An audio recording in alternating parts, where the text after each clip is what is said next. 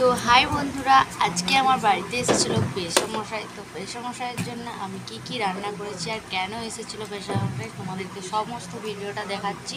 আর আজকে আমি কি রেসিপি করেছি সেটাই তোমাদের সাথে শেয়ার করছি, চলো।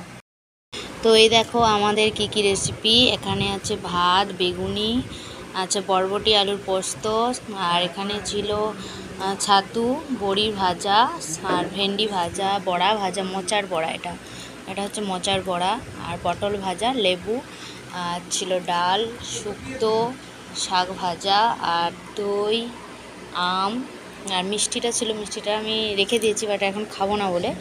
আর এই যে মা খাচ্ছে এখানে বসে,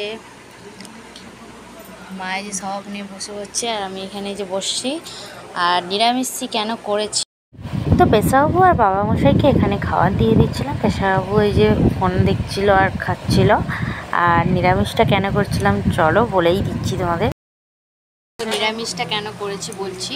নিরামিষটা করেছি কারণ আমার পেশাবাবুর বাড়িতে জগন্নাথ ঠাকুর আছে, তার জন্য ওনারা এক সপ্তাহ নিরামিষ করে। তাই আমাদের বাড়িতে এসেছিলো একটা বিশেষ কারণে, সেটা তোমাদেরকে পরের ভিডিওতে পরে দেখাচ্ছি সে কারণটা কি। তো চলো টাটা। অবশ্যই সোমবার বাবাকে বাইক কিনে চলে মানু দিন আমাদের কন্যা রবিবার যায়।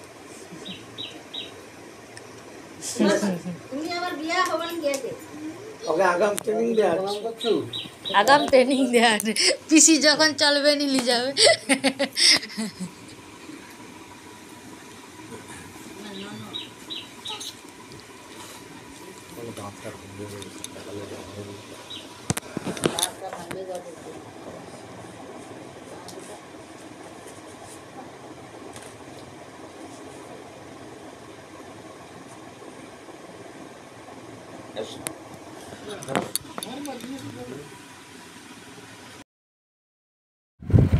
তো তোমরা তো বিয়ের কার্ড দেখে বুঝতেই পারছো, বিয়ের ইনভিটেশন কার্ড এসছে আমাদের বাড়িতে পেশাবু।